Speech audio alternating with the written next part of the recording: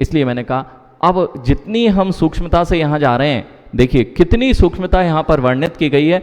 सबसे पहले चलते हैं, तथा ही ये चतुर्दशी नदियां बता रहे हैं, तो तथा ही हिमवत पर्वत स्तर पद्मनाभ महापद्म हृदयार्ध कोशावगाह क्रोशार्ध अधिक षट योजन प्रमाण विस्तार पूर्वत द्वारेण निर्गत तत्पर्वतस्य उपरि पूर्व दिग् व्यवहारे योजन सत पंचकम गच्छति तथो गंगाकूट समीपे दक्षिण व्यावृत्ते भूमि स्खंडे पतित तस्मात् दक्षिण द्वारेण निर्गत्य भरत क्षेत्र मध्य भाग स्थिता दीर्घत्वेन पूर्व पर समुद्र स्पर्शिनो विजयार्धस्य गुहा द्वारेण निर्गत्य तत् आर्यखंडार्ध भागे पूर्वेण व्यावृत्य प्रथम अवगाह अपेक्षा 10 गुणे गव्यति पंचका अवगाहिनेन तथे प्रथम विष्कंभोपेक्षा 10 गुणेन योजन अर्ध सहित 260 योजन प्रमाण विस्तारेण च पूर्व समुद्रे प्रविष्टा गंगा।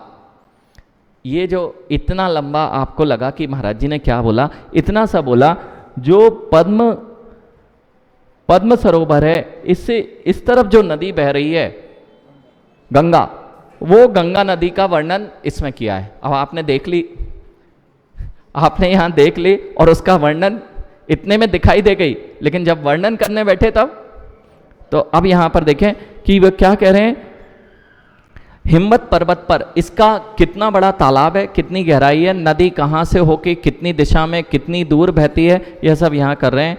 पर्वत पर स्थित जो पद्मनाभ महाहृदय है, पद्म नामक महाहृदय यानी महासरोवर, महातालाब, पद्म नामक महासरोवर, उससे अर्धकोश प्रमाण गहराई और 6.5 योजन प्रमाण चौड़ाई की धारक। कितनी अर्धकोश प्रमाण गहराई है, कितनी गहरी है, आधा कोस गहरी नदी, और 6.5 योजन प्रमाण चौड़ाई, कितनी चौड़ी, 6.5 योजन चौड़ाई की धारक गंगा नामक नदी पूर्व तोरण द्वार से निकलकर, देखिए ये पूरब, इस पद्म का जो पूरब दिशा है वो ऊपर ऊपर ऊपर, ये जो निकल रही है तालाब का जो स्थान है वो पूर्व दिशा की ओर है, ये पूर्व दिशा की ओर निकलती है। तालाब में किस दिशा से ये नदी निकलेगी, तो पूर्व में से निकलना है। उसी हिमवत पर्वत के ऊपर पूर्व दिशा में 500 योजन तक जाती है। ये जो है ना, ये जो थोड़ा सा ऐसा दिखा हुआ है ऊपर ही, ये पैरेलल जो पूर्व दिशा की ओर जा रहा है, ये कितने योजन है, 500 योजन। देखो इतने लाखों योजन में 500 योजन तो ऐसे ही होगा, दिखेगा ही नहीं तुम्हें, यहाँ पे समझ में ही नहीं आएगा।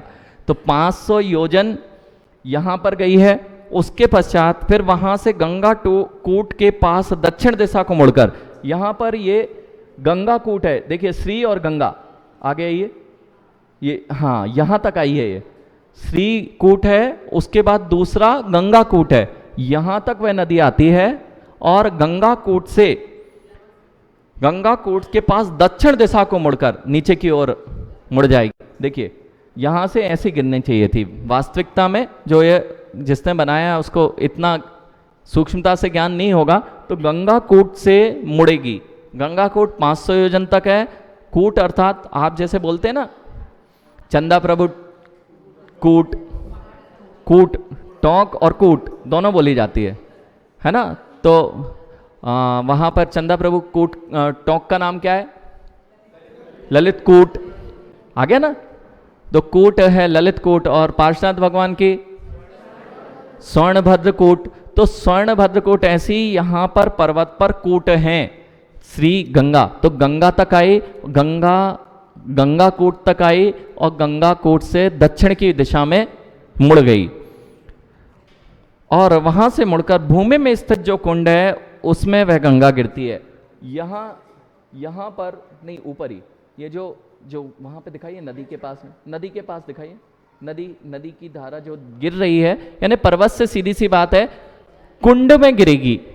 गहरा गड्ढा हो जाता है, कहीं से भी पर्वत से कुछ छोटी सी बूंद भी गिरने लगे तो नीचे गहरा, तो वह कुंड बन जाता है। तो यहाँ कह रहे हैं वह गंगा गिरती है और दक्षिण द्वार से निकलकर, उसके दक्षिण द्वार से निकलकर गंगा भूमि में स्थित जो कुंड है उसमें वह वहाँ गंगा गिरती है। वहाँ के दक्षिण द्वार से निकलकर भरत क्षेत्र के मध्य भाग में स्थित जो लंबाई से पूर्व पश्चिम समुद्रों को स्पर्शित करने वाला विजयाद पर्वत है।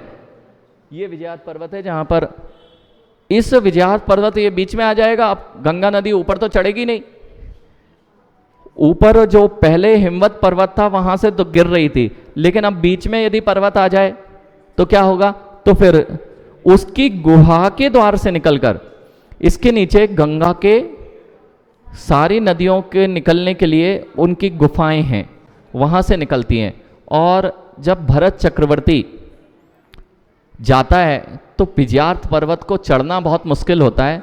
वह गंगा नदी की गुफाओं के तटों से ही मलेच्छ खंड आदि में वह प्रवेश करता है। ये समझ में आ रहा है? विजयार्थ पर्वत समझ में आया?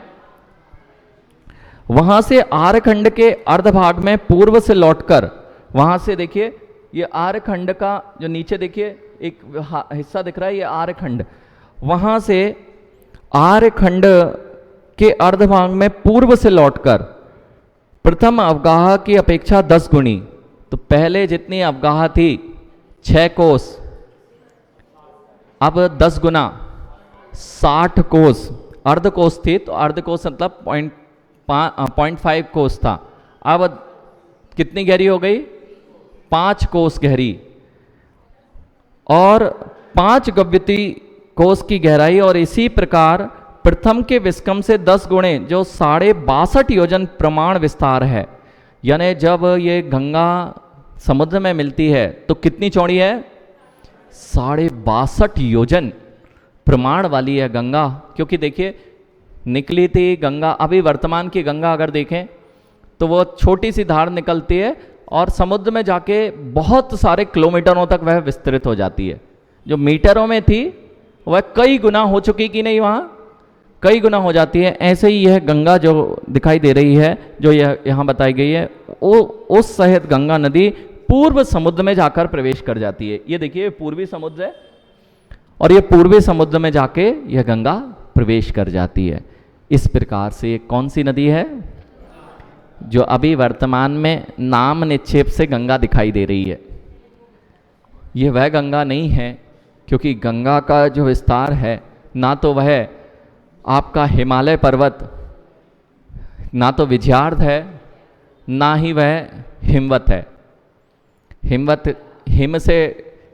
हिमवत में उसके वर्ण भी दिए हुए हैं, ध्यान रखना। हिमवत आदि के जो वर्ण हैं चांदी के समान, तपते लोहे के समान आदि जो भी वर्णन आगे का है। नील और रुक्मिणी पर्वत में नीलिमा लिए हुए रुक्मिणी पर्वत में ऊपर देखेंगे ये लाल जो है निषद पर्वत का वर्ण अलग है। इन सब वर्णों की आभा ये रत्नों से खचित पर्वत हुआ करते हैं। और रत्नों से खचित, आपको लग रहा होगा ऐसे कैसे बोल रहे हैं महाराज जी रत्नों से खचित, यानी जितने भी रत्न हैं ये सब पृथ्वियां ही हैं, सब पृथ्वी का है और पृथ्वी से ही प्राप्त होती है। स्वर्ण, अगर स्वर्ण देखें तो स्वर्ण के पर्वत होते हैं।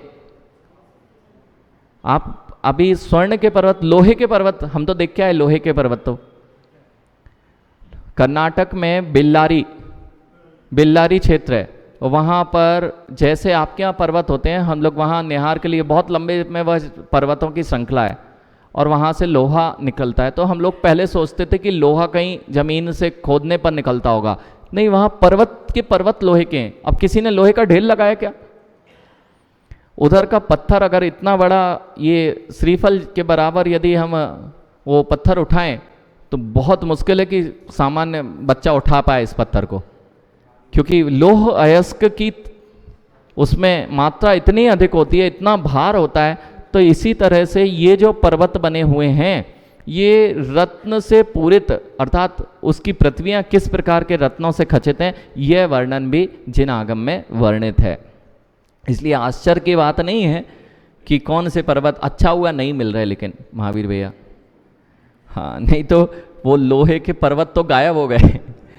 जो बेल्लारी क्षेत्र है, कितने सालों से ट्रेनों की ट्रेनें रोज भरती हैं वहाँ से, और पर्वत के पर्वत पूर्ण गायब हो गए। इनसे पूछो, वो बैठे झांसी जी, जानजी जी कितने पर्वत गायब कर दिए इन्होंने भी। इनका काम ये पत्थर को ही निकालते हैं तो कितने पर्वत एक एक जगह से गायब हो जाते हैं और नीचे कितने गड्ढे हो जाते हैं। इस प्रकार से यह पर्वतों की श्रृंखला आपने जानी और उसमें से निकलने वाली गंगा नदी। इस गंगा नदी की भांति सिंधु नामक महानदी भी उसी हिमवन पर्वत पर विद्यमान पद्म हृदय से।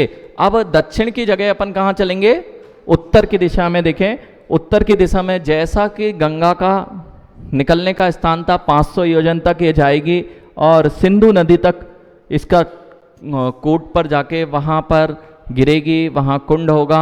नीचे यह फिर से गुहा जो विजयार पर्वत की गुफा से निकलकर पुनः पुनः बहती हुई पश्चिमी समुद्र में मिल जाएगी। और इसकी अवगाहना भी कितनी है, इसकी अवगाहना भी जैसी गंगा की अवगाहना कही गई है और वैसे ही सिंधु की अवगाहना है। इसलिए आप जब भी नाम लेते हैं, आज से ही नहीं, गंगा सिंधु, हमेशा दोनों नाम बहुत सामान्य रूप से एक साथ ही लिए जाते हैं क्योंकि ये दोनों नदियों का विस्तार और ये भरत क्षेत्र के आर्यखंड से बहती आई हैं और इसलिए हमेशा प्रसिद्धि को प्राप्त रही हैं। इस प्रकार दक्षिण दिशा को आई हुई जो अंगंगा और सिंधु नामक दो दिशाएं हैं, अब दोनों कहाँ आई हैं, दक्षिण दिशा में आई हैं नीचे की ओर। उनमें पूर्व और पश्चिम के समुद्र तक लंबा जो विजयार पर्वत है उसके 6 खंड में बटा हुआ भरत क्षेत्र है। अब ये देखिए, मैंने कल आपको कहा था कि जब भी गांव का विभाग होता है, देश का विभाग होता है, जिले की सीमा होती है, कोई ना कोई नदी होना चाहिए, कोई ना कोई नाला होना चाहिए, कोई ना कोई पर्वत होना चाहिए। तो हम बांट देंगे कि यहाँ से चाइना लग गया और यहाँ से भारत की सीमाएं प्रारंभ हो गई। ऐसे ही कुछ यहाँ पर है, जो गंगा सिंधु नदी निकली है तालाब से और बीच में विजयार पर्वत है। अब ये पूरा हिमवत के नीचे भरत क्षेत्र था, लेकिन इन दो नदियाँ और पर्वत के कारण इसके 6 भाग हो गए हैं। देखिए, ये पहला भाग आर्यखंड, दूसरा मलेच, तीसरा मलेच, चौथा मलेच, पांचवा मलेच और छठा मलेच। पहला आर्यखंड और दूसरे, तीसरा, चौथा, पांचवा, छठा खंड ये मलेच खंड है। इसको बाद में विस्तार से समझेंगे। अभी तो ये 6 खंड हो गए। अब इन 6 खंडों में भरत क्षेत्र कितने खंडों में विभाजित है? जिन दर्शन में यह भरत क्षेत्र आर्यखंडे भारत देशे यह परिणित मात्र जिन दर्शन में नहीं है, ऐसा लोगों के अन्य दर्शनों में भी भरत क्षेत्र में रहते हैं। हम आर्यखंडे हैं, हम जम्बूद्वीप में रहते हैं, ऐसा अनेक दर्शनों ने भी विस्तार किया है। तो और मात्र भारतीय दर्शनों में ये ध्यान रखें, क्योंकि जो ये दर्शन पद्धति है, मैंने पूर्व में ही कहा है कि क्या भारत में ही जैन दर्शन था? रमेश पंडित जी, मैं आपसे एक प्रश्न कर रहा हूँ कि ऐसा क्यों हुआ कि विदेश के जो लोग हैं वे इस चीज़ों से वंचित हैं, उनके यहाँ कोई दर्शन नहीं है? भारतीय 6 दर्शनों में अथवा बौद्ध दर्शन में, जैन दर्शनों में इनका वर्णन तो मिल जाता है कहीं ना कहीं, कोई ना कोई उल्लेख, लेकिन जो पश्चिमी देश हैं वहाँ पर इनका वर्णन क्यों नहीं मिल रहा है? मैंने पहले ही आपसे कहा, भौगोलिक स्थितियाँ जो हैं वो बहुत विपरीतता को प्राप्त हैं। वहाँ पर भौगोलिक स्थितियाँ बहुत विपरीतता को प्राप्त होती रही हैं। भरत क्षेत्र के आर्यखंड के भारत देश में ही हमने क्यों कहा कि तीर्थंकर भगवंतों का जन्म होता रहा है? वे कभी भी भरत जो अखंड भारत में तो विहार करिए उनके समुद्रण, लेकिन क्या पश्चिमी देशों में भी उनके समुद्रण गए? क्यों नहीं गए? ये सब प्रश्न आपके मन में आना चाहिए और आता ही होगा। उसका मूल कारण था, एक तो वहाँ जो जिस प्रकार की सभ्यता रह रही थी वह पुण्यछीन की सभ्यता थी। कैसे कहेंगे पुण्यछीन? जिसको यही ज्ञात नहीं हो क्या भक्ष है क्या अभक्ष है। वे तो पशुवत अपना जीवन, जैसे पशुओं की वृत्ति होती है, उनको मांस खाना है तो मांस खाना ही उनका भोजन है। इसलिए जहाँ पुण्य की हीनता होती है वहाँ समुद्रण का विहार जाएगा भी तो उनको समझ में आने वाला नहीं था। और फिर जहाँ पर अभी देखें, अगर संस्कृतियों का विकास देखें तो भरत क्षेत्र में ही, भरत क्षेत्र के भारत देश का जो स्थान दिख रहा है, इसमें ही आप देखेंगे तो तो संस्कृतियां पल्लवित होती रही हैं पूर्व से ही। जो पुरानी सभ्यताओं में देखें तो पुरानी सभ्यताओं में जहाँ पर बहुत ज़्यादा वातावरण की प्रतिकूलता नहीं थी, वह ये क्षेत्र थे जहाँ पर मानव जातियाँ सुरक्षित और संरक्षित रहीं। लेकिन अगर 5000 6000 वर्ष पूर्व की स्थितियाँ देखें तो हर क्षेत्र में मानव जाति फैली हुई नहीं थी।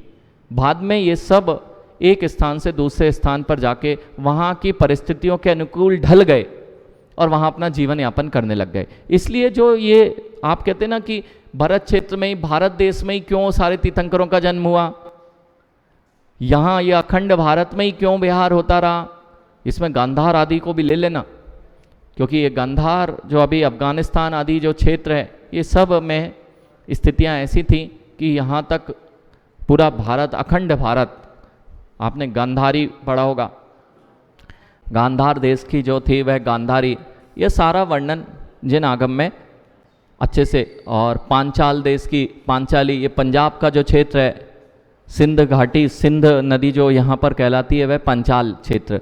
तो इस प्रकार से यहाँ पर है ना। और भरत क्षेत्र जो है, अब आपको देखना है, ये हिमालय से लेकर समुद्र पर्यंत मत ले लेना। जो अभी हिमालय से लेके और समुद्र पर्यंत को भरत क्षेत्र बोल देते हैं, भारत बोल देते हैं।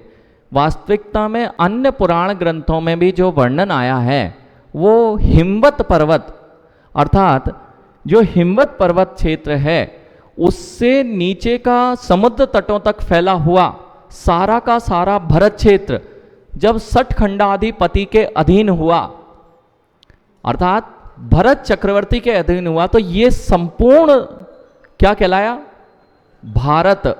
उसमें अभी वर्तमान की अपेक्षा से हम क्या कह रहे हैं, मात्र, लेकिन वह जो वर्णन है, क्योंकि 6 खंडों का जिसका आधिपत्य होता है उसी के नाम से, तो भरत का भारत, भरत चक्रवर्ती का, भरत का जो होता है उसका नाम भारत।